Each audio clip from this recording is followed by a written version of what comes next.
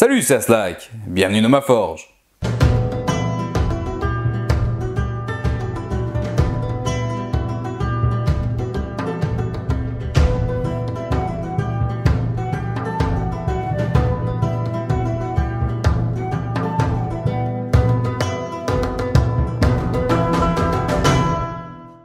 Juste avant de commencer, je voulais faire un petit point sur mes réseaux, histoire de développer un peu tout ça. Donc vous pouvez me rejoindre sur Facebook, Twitter et Instagram. C'est là que j'essaie d'être le plus actif, donc je poste des photos de tournage, des petites anecdotes, un peu de tout en fait. Donc n'hésitez pas à venir me rejoindre sur les réseaux, histoire d'être tenu informé le plus possible de l'avancée de la chaîne. Et puis comme on dit, plus on est de fous, plus on rit. Hein. Voilà. Et puis deuxième parenthèse, c'était sur Tipeee et Utip. Donc voilà, la chaîne demande énormément de travail. La vidéo sur les arcs par exemple, les deux parties sur les arcs, ça a demandé pas loin de 250 heures de travail. Je pense qu'il y en a même beaucoup d'entre vous qui se rendent même pas compte du travail qu'il y a derrière une chaîne de vulgarisation, que ce soit historique, scientifique et tout. Après moi je parle de mon côté pour l'historique parce que je sais de quoi je parle, mais c'est énormément de recherche pour trouver les infos, d'écriture, pour que ça soit cohérent, le montage, etc. C'est vraiment beaucoup de boulot. Et donc la chaîne compte sur ces deux plateformes pour pouvoir subsister. Donc voilà, en général j'en parle en fin de vidéo parce que j'aime pas trop l'idée de réclamer comme ça. Mais bon, voilà, si vous souhaitez soutenir la chaîne, vous pouvez le faire via Tipeee ou Utip et je vous en serai grandement reconnaissant. Bon, assez de blabla, passons à la vidéo. Aujourd'hui nous nous retrouvons donc pour un Funforge un tout petit peu plus long que la normale, mais qui devrait plaire à tous les passionnés de la Seconde Guerre mondiale. Cet épisode sera un petit peu plus long pour la simple et bonne raison que nous allons parler d'une arme absolument colossale. Il s'agit du plus grand et lourd canon jamais construit par l'homme, j'ai nommé Gustave le Lourd. Ou de son nom officiel, 80 cm Kanonenschwerer Gustav.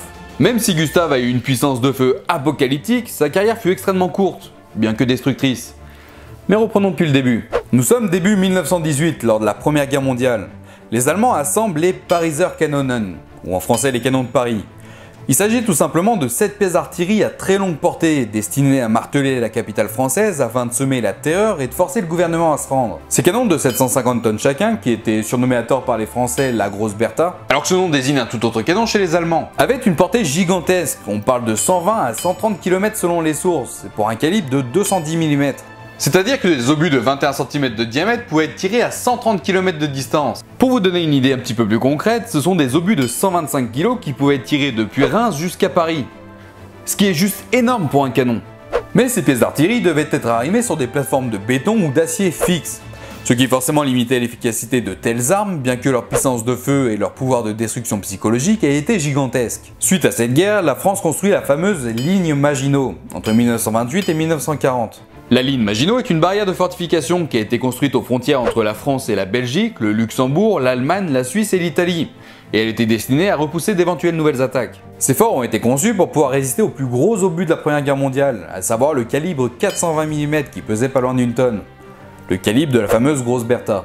La vraie cette fois-ci. C'est donc en se basant sur l'opération Pariser Kanonen de la Première Guerre mondiale et après s'être renseigné sur les capacités de la ligne Maginot, Hitler décide en 1937, lors de la préparation de la Seconde Guerre mondiale, de faire construire un canon encore plus destructeur, encore plus grand, encore plus lourd, mais cette fois-ci mobile. Il demande alors à la société Krupp, qui avait déjà conçu les pièces d'artillerie du Pariser Kanonen, de concevoir un canon capable de détruire les fortifications de la ligne Maginot, qui était constituée d'une couche de 7 mètres de béton armé renforcée d'un blindage d'acier d'1 mètre d'épaisseur. Krupp propose alors 3 projets à Hitler. Un canon de calibre 600 mm, un canon de calibre 800 mm, et un canon de calibre 1000 mm. Et c'est finalement le canon de calibre 800 mm qui fut retenu. Le développement du monstre nommé Schwerer Gustav en l'honneur du directeur de la société Krupp, Monsieur Gustav Krupp von Bohlen und Albach, débute en 1937. Et c'est finalement au bout de 4 longues années de développement, de fabrication et de tests que le premier exemplaire du gros Gustave sur les deux commandés par Hitler sort des ateliers. Nous sommes alors en 1941. C'est à ce moment-là que l'armée allemande découvre Gustave le Lourd, un canon démesuré pesant plus de 1350 tonnes pour une longueur totale de 47,3 mètres. La présence d'une telle arme à leur côté renforce le courage et la détermination des soldats allemands. Cependant, à ce moment-là, la ligne Maginot est déjà percée par les Allemands. Les forts belges de Liège étant hors d'état de nuire, le deuxième exemplaire du Schwerer Gustav, baptisé par les artilleurs Dora en l'honneur de la fille aînée de Gustav Krupp. Et le gros Gustave se retrouve alors sans cible digne de leur puissance. Puis c'est finalement sur le front Est, lors du siège de Sébastopol, que l'idée de faire intervenir Gustave se décide. Ça y est, après tant de dépenses, car il faut savoir que la fabrication du gros Gustave a coûté la bagatelle de 7 millions de Reichsmark, soit environ 140 millions de francs en 1940. Et il faut aussi savoir qu'à cette époque, le salaire mensuel moyen d'un travailleur français était d'environ 1000 francs. Donc un Français lambda en 1940 devait travailler pendant 140 000 mois, soit 11 667 ans pour pouvoir se payer un de ses joujoux. Voilà, c'était juste une petite liste de chiffres pour tester ma nouvelle calculette. Donc après tout ce travail et toutes ces dépenses, le gros Gustave avait enfin une cible digne de sa puissance. Les Allemands commencent donc à diriger le supercanon vers Sébastopol, accompagné d'une armée d'artillerie de gros calibre datant de la Première Guerre mondiale. Le Gustave, plus lourd et plus long que tous les autres canons, doit être déplacé en pièces détachées sur un chemin de fer renforcé. C'est alors près de 1500 hommes qui se mettent au travail afin de préparer un chemin de fer bien solide, car le Gustave est tellement colossal qu'il doit être déplacé sur 2 voies de chemin de fer parallèles. Une fois sur place, c'est une équipe de 1400 hommes sous les ordres du colonel allemand chargé du Schwerer Gustav qui ont la lourde tâche de remonter le gros Gustave. Puis après plusieurs semaines d'un travail acharné, ils peuvent laisser leur place au régiment de 500 artilleurs chargés de faire fonctionner le monstre. Il aura donc fallu le travail de 2400 hommes pour transporter, remonter et faire fonctionner le gros Gustave. Mais cette attaque du siège de Sébastopol est une réussite pour les Allemands. En moins d'un mois, c'est près de 562 000 obus qui s'abattent sur la ville.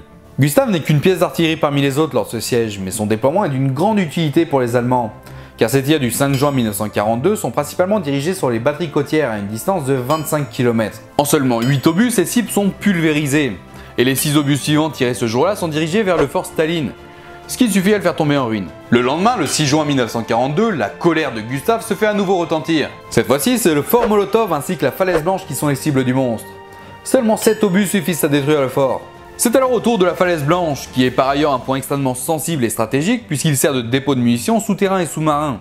Mais la tâche est loin d'être facile, car la forteresse est bien cachée sous 30 mètres de terre et de roches. Et pourtant, Gustave n'en fait qu'une bouchée. Seulement 7 obus permettent au monstre de perforer les solides défenses, et 2 obus de plus suffisent pour permettre à l'autre de s'engouffrer et de balayer le dépôt de munitions. Le soleil se couche alors sur les flammes et les pleurs. Puis au matin du 7 juin 1942, le nouvel objectif de Gustave est révélé. Ce sera finalement une forteresse qui aurait normalement dû être prise par un assaut d'infanterie, ce qui forcément aurait causé la mort de beaucoup de soldats allemands. En seulement 7 obus, la forteresse est détruite, et les soldats allemands sont contents de ne pas avoir risqué leur vie dans un assaut délicat. Puis arrivent 4 jours d'entretien, de nettoyage et de remise en état. Car avec une puissance de feu aussi phénoménale, la mécanique est mise à rude épreuve. Gustave reprend ensuite son œuvre de destruction et pulvérise le fort Sibérie en 5 malheureux petits obus. Puis quelques jours plus tard, le 17 juin 1942, le gros Gustave tire ses 5 derniers obus en direction du fort Maxime Gorki, ce qui une fois de plus suffit à détruire sa cible. Puis Sébastopol finit par tomber le 1er juillet 1942, après 25 jours de pluie, de feu et de fer. Suite à cette bataille, l'armée d'artillerie sera dispersée à travers l'Europe sur différents fronts. Quant à Gustave, il sera démonté et rapatrié en Allemagne en pièces détachées. Le canon retourne alors dans les ateliers pour y subir des rectifications. Mais finalement, il ne repartira jamais sur le front. Au cours de sa courte mais dévastatrice carrière, Gustave aura tiré 48 obus en temps de guerre et environ 250 obus lors des essais. À la fin de la guerre, le démoniaque Gustave est dispersé à travers l'Europe pour être vendu à des collectionneurs, des musées ou encore à des métallurgistes pour recycler le métal. Comme je l'ai dit, sa carrière fut assez courte car il a fonctionné seulement pendant 2 semaines. Mais ça a été suffisant pour permettre à l'armée allemande de prendre Sébastopol en évitant de lourdes pertes humaines dans des assauts risqués. Cependant, son coup pharaonique était-il vraiment justifié pour une aussi brève utilisation? Ce qui est sûr, c'est que le 80 cm Kanonenschwerer Gustav a été et est toujours le plus grand canon opérationnel de tous les temps. Nous venons de voir la partie historique, mais parlons un petit peu technique maintenant. Comme je l'ai dit tout à l'heure, le gros Gustave mesurait 47,3 mètres de long par 7 mètres de large et 12 mètres de haut, pour un poids total de 1350 tonnes. Soit environ le poids de 225 éléphants d'Afrique adultes. Ces dimensions hors normes ont forcé les ingénieurs à concevoir un support suffisamment résistant. Et c'est ainsi que Gustave fut monté sur 4 chariots ferroviaires de 10 essieux chacun. Donc 40 essieux au total. Pour info, un TGV actuel compte en moyenne entre 25 et 30 essieux.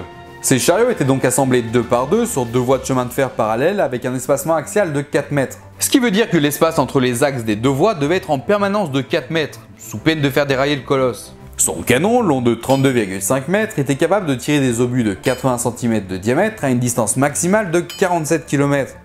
Et il avait la possibilité de pouvoir tirer 2 sortes d'obus différents. Le premier était un obus de rupture destiné à pulvériser les masses de béton à une distance maximale de 37 km. Cet obus pesait 7 tonnes 100 et il possédait une charge de poudre de 2 tonnes 100. Il avait une force de pénétration de 7 mètres pour le béton armé, ou 10 mètres de béton classique, ou encore 30 mètres de terre et de roche. La seconde sorte d'obus était un obus explosif, principalement destiné à faire sauter le blindage d'acier à une distance maximale de 47 km. Cet obus avait un poids de 4 tonnes 800 pour une charge de 2 tonnes 240 de poudre, avec une force de pénétration suffisante pour pouvoir percer un blindage d'acier d'1 mètre d'épaisseur. Autant vous dire que les détonations devaient être vraiment terribles. Le moindre oubli de protection auditive aurait fait éclater les tympans des malheureux à plusieurs dizaines de mètres à la ronde. Le Gustave avait besoin, comme j'ai dit tout à l'heure, d'une équipe de 500 artilleurs pour le faire fonctionner correctement, avec une cadence de tir observée à Sébastopol de 14 obus par jour et jusqu'à 2 par heure. Et l'estimation de la durée de vie du canon était de 300 coups avant de devoir être remplacé. Pour vous donner une comparaison, un fusil de chasse bien entretenu a une durée de vie de plusieurs dizaines de milliers de coups avant de devoir changer le canon. Ça vous donnera peut-être une meilleure idée de la puissance gigantesque des explosions lors de la mise à feu des obus du Gustave. Ce colosse était donc destructeur à longue portée contre les bâtiments, mais inutile face à l'aviation et l'infanterie. C'est pourquoi il était protégé en permanence contre les bombardements aériens grâce à 2 bataillons Flak. Flak est l'abréviation d'un terme allemand que je vais même pas essayer de vous prononcer, mais je vais laisser Google le faire pour moi. Fliegerabwehrkanone. Voilà, ce mot signifie en gros canon anti-aérien. Ces bataillons Flak étaient donc composés de canons légers et mobiles à courte portée, ainsi que de canons lourds et fixes à plus longue portée. Ce qui permettait aux Allemands de parfaitement contrôler l'espace aérien au-dessus du Gustave et donc d'empêcher sa destruction par un bombardement. De plus, les 500 artilleurs, les 2 bataillons Flak et les hommes d'entretien étaient tous armés pour pouvoir défendre le canon contre d'éventuels assauts d'infanterie. C'est donc une chance que Gustave ait aussi peu servi. Comme je l'ai dit, le canon a été démonté et rapatrié en Allemagne suite au siège de Sébastopol. Car malgré sa puissance colossale, Hitler avait extrêmement peur de le voir tomber aux mains des Alliés, ce qui aurait pu bouleverser ses plans et mettre à mal son rêve. Bien que ce soit finalement ce qui s'est passé, et d'ailleurs sans l'aide du Gustave dans les rangs alliés, mais bon, ça tout le monde est au courant. Je fais juste une petite parenthèse, dans cet épisode j'ai tout le temps parlé du Gustave pour un souci de simplicité. Mais il y avait bien 2 super canons, le Gustave et le Dora. Dora a fini sa vie en 1945, en n'ayant a priori jamais servi sur le champ de bataille, détruit par l'armée allemande pour éviter qu'il ne tombe entre les mains de l'armée rouge. Et Gustave, quant à lui, est resté démantelé dans les ateliers jusqu'à être neutralisé par les Américains à la fin de la guerre. Bon, vous l'aurez compris, malgré sa courte carrière, cette fabuleuse machine d'ingénierie et de destruction a marqué l'histoire. C'est pourquoi nous pouvons la retrouver dans plusieurs œuvres de la culture populaire. Le gros Gustave est entre autres devenu emblématique dans certains jeux vidéo, comme par exemple dans le jeu Wolfenstein Enemy Territory, et forcément sur la map Raigun. Dans le jeu The Darkness, mais aussi dans le jeu Company of Heroes 2, où il est même utilisable en soutien, ou encore dans le jeu Medal of Honor sur la Play 1. Le gros Gustave fait aussi partie d'une des missions du jeu Sniper Elite 4, où le but est justement de détruire le canon. Mais Gustave sert aussi de map multijoueur dans le jeu Call of Duty World War 2, ce qui me semble d'ailleurs être une évidence, ou encore dans le jeu World of Tanks. Le gros Gustave est également cité dans la série Breaking Bad, dans l'épisode 7 de la saison 1, quand Walter parle à Jesse de faire fondre le cadenas de la porte de l'entrepôt des produits chimiques. Il lui dit alors que pendant la Seconde Guerre mondiale, les Allemands avaient la plus grosse pièce d'artillerie du monde, qui s'appelait le gros Gustave et qui pesait près de 1000 tonnes. Qu'il était capable d'envoyer un obus de 7 tonnes frappé avec précision à 40 km et que les Alliés auraient pu lâcher des bombes sur lui pendant des mois et des mois sans jamais l'endommager. Mais que si tu envoyais un commando ou même un seul homme avec juste un paquet de termites, il pouvait faire fondre 10 cm d'acier et le détruire définitivement. La thermite est un mélange chimique qui génère une chaleur pouvant monter jusqu'à 2200 degrés et qui est donc capable de faire fondre de l'acier. Donc comme quoi, les scénaristes ont juste ouvert Wikipédia, lu les grandes lignes et inventé le reste.